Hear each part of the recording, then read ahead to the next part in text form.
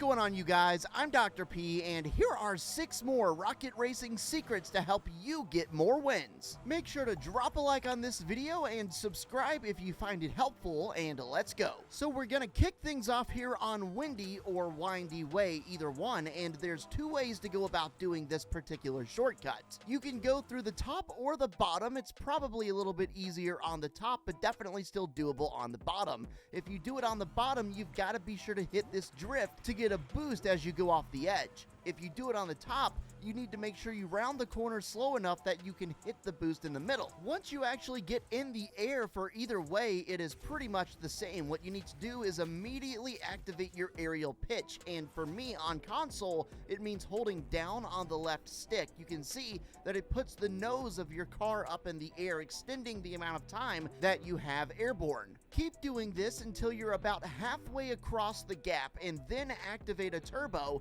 to fill that gap and get back to the track, and then simply flip out to the left. Everybody knows that collision is a big issue when you play this game, and it's really bad. Like, if you look on Reddit, you'll see some horror stories and horror videos showing exactly what happens when you spin out and people start ramming you. Heck, I even got rammed so hard at the beginning of one match that I ended up like this before it even started. Don't really understand how that's possible. But yeah, collision is a big issue, and you really have to be paying attention so you can minimize the situations that you are exposed to other people bumping you unnecessarily. Perhaps the simplest and one of the most effective ways to quote-unquote pay attention so that nobody bumps you is to simply press in on the right stick occasionally if you're driving in an area that's open and you know there's no obstacles in front of you and you know you've got a second you can look behind you, especially in a tight race. It'll really help. It'll give you an idea of where to go in turns, where to go and not go when you're navigating the map, and get an idea of what other people are doing so you can hopefully try to steer clear or at least have an idea of what to expect when it does happen. I personally found myself overlooking the look behind you feature a lot, and it's helpful for more reasons than just trying to avoid collision, but definitely bear this in mind if collision is becoming a big problem for you. Here's a simple one, but a good one, and one you should definitely be using. So there is a feature in this game called drafting. It's in a lot of other racing games too.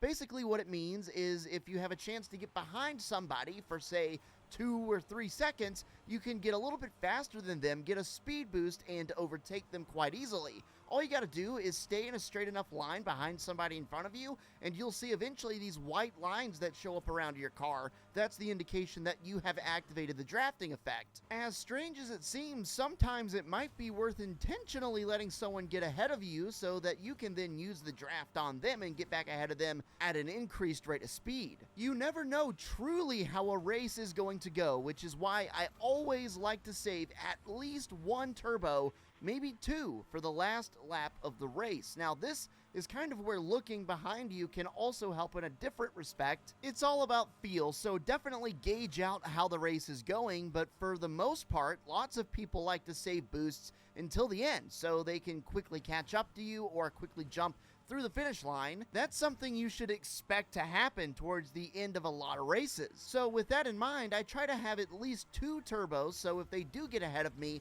I can get back ahead of them with 2 turbos versus 1. If you notice that you're far enough ahead, you can just go ahead and press the turbos early to really create a dominant win. Either way, I've found that it definitely pays to have turbos available on the last lap, as many as you can get. In a previous video, I showed you guys a really cool shortcut on Anaconda, but there is more. There's an even more intricate shortcut you can add on top of that. So let me show you. Right after this boost on the temple, you'll come down to this straight path. Once you get to the end of this straight path, you're going to want to start drifting early and then try to line up here with this gap right here and then jump straight through. If you're in the middle of your drift, your car should still hold the position, allowing you to completely skip that turn. Now, it might not seem like a lot, but once you get up into the higher ranks, shaving every single possible second, millisecond, fraction of a second off is going to be extremely helpful, and it's stuff like this that you're going to have to master. I've made a lot of videos for rocket racing secrets and shortcuts, and one of my top comments are, how do you get